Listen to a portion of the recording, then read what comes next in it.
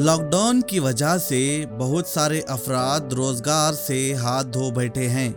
बहुत से लोग हैं जो अपनी रोजमर्रा की जिंदगी के लिए कमाते हैं। ऐसे लोगों की रोजमर्रा की जिंदगी बहुत मुश्किल से गुजर रही है।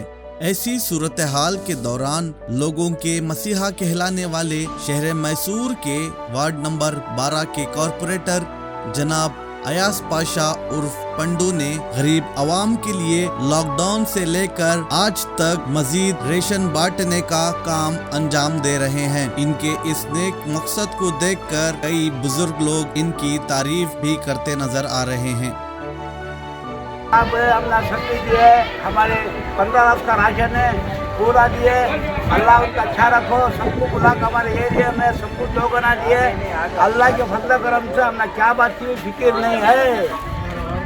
हमारा वार्ड को अच्छे ही नेक्स्ट भी अल्लाह है, हमें दिलो जान से करते हैं, उनको दिलो जान से करते हैं।